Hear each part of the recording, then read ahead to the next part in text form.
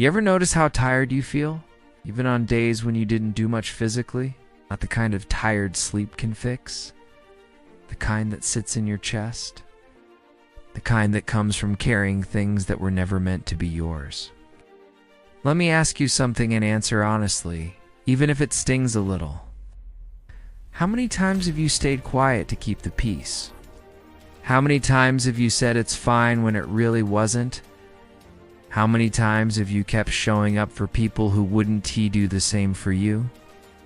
Most people think suffering comes from bad events, but that's not true. Most suffering comes from holding on when it's time to let go. And if you've ever felt drained by someone else's problems, their moods, their expectations, their approval, stay with me.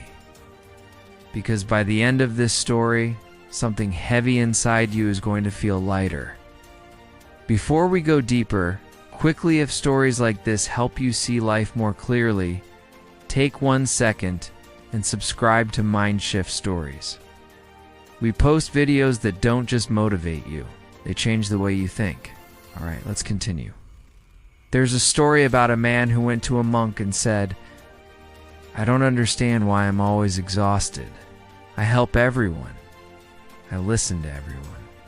I sacrifice for everyone. Why am I still unhappy?" The monk didn't answer right away. Instead, he handed the man a heavy stone and said, "Hold this." The man held it. After 1 minute, it felt heavy. After 5 minutes, his arm started shaking. After 10 minutes, it hurt. The monk asked, "What happens if you keep holding it for an hour?" The man said, "My arm will go numb. I'll drop it." The monk nodded and said, "That's exactly what you're doing with other people's pain. Here's the hard truth. No one teaches us growing up. Caring. God. Doesn't mean carrying. You can love someone without saving them. You can support someone without fixing them. You can understand someone without sacrificing yourself for them. But many of us were trained to believe that letting go is selfish, that setting boundaries means you don't care, that walking away means you failed. So we stay, we absorb, we suffer silently. We take responsibility for how others feel. We feel guilty for saying no. We replay conversations in our head at night, wondering what we could have done differently. And slowly, we disappear. Let me be very clear here. Letting go is not giving up. Letting go is choosing peace over punishment. You were not born to be an emotional trash can for everyone else. You were not put on this earth to heal people who refuse to heal themselves. And you are not required to set yourself on fire to keep others warm. Some people don't want solutions. They want attention.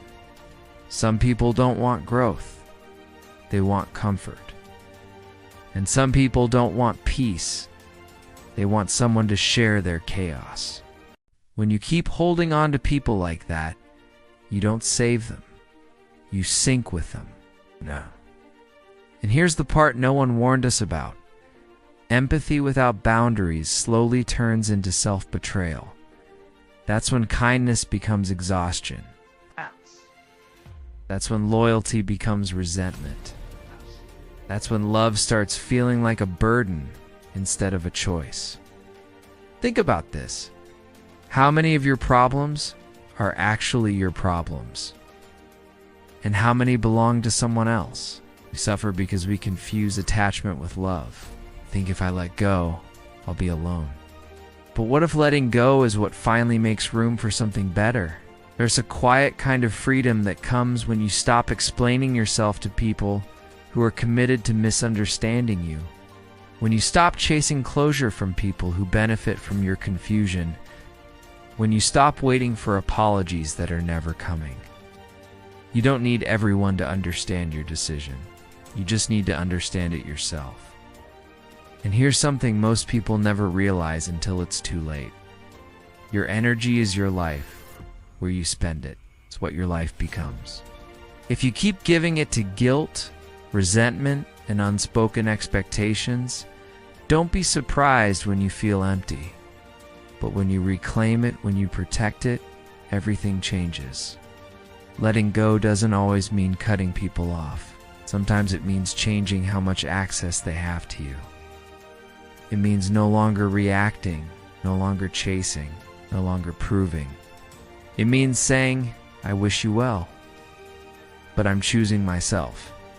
And you say at first it feels uncomfortable, because peace feels unfamiliar when you're used to chaos.